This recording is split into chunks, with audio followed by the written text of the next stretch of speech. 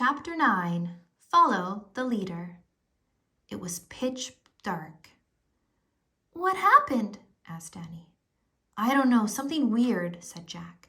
"We have to get out of here fast. Push against the door." "Good idea," said Annie in a small voice. They felt their way through the darkness to the top of the stairs.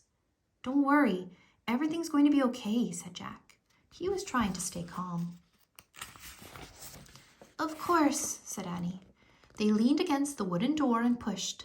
It wouldn't budge. They pushed harder. It was no use. Jack took a deep breath. It was getting harder to breathe and harder to stay calm. "What can we do?" asked Annie. Just rest a minute," said Jack, panting.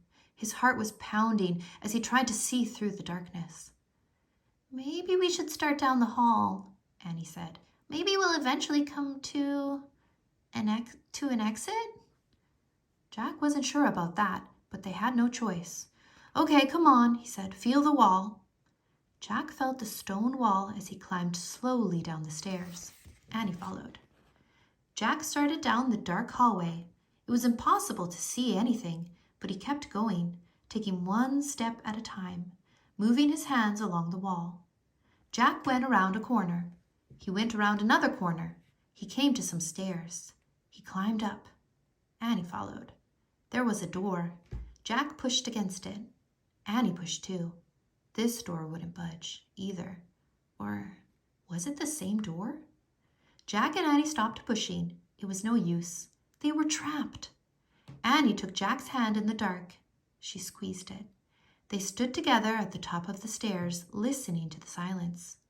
"Meow." "Oh man," Jack whispered.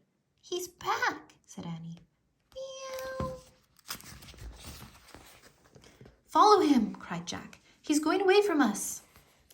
Jack and Annie started down the dark hallway, following the cat's meow. Hands against the wall, they stumbled through the darkness. Meow.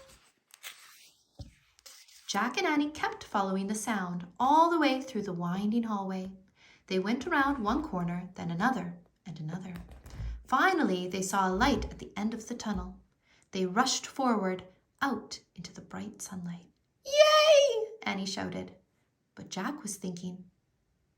"Annie," he said, "how did we get out of the false passage?" "The cat," said Annie. "But how could the cat do it?" asked Jack. "Magic," said Annie. Jack frowned, but "Look," said Annie. She pointed. The cat was bounding away over the sand. "Thank you," called Annie. "Thanks," Jack shouted at the cat. The cat's black tail waved. Then the cat disappeared into the shimmering waves of heat. Jack looked toward the palm trees. The magic treehouse sat like a bird's nest at the top of one. "Time to go home," Jack said. Jack and Annie set off for the palm trees. It was a long, hot walk. At last, Annie grabbed the rope ladder. Jack followed. Once they were inside the treehouse, Jack reached for the book about Pennsylvania. Suddenly, he heard a rumbling sound. It was the same sound he had heard in the pyramid. "Look," Annie said, pointing out the window. Jack looked. A boat was beside the pyramid.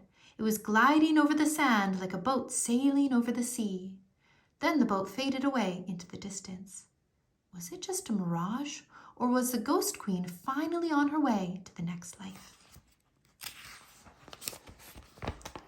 "Home, Jack," whispered Annie.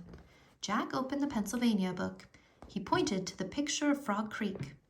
"I wish we could go home," he said. The wind began to blow. The treehouse started to spin.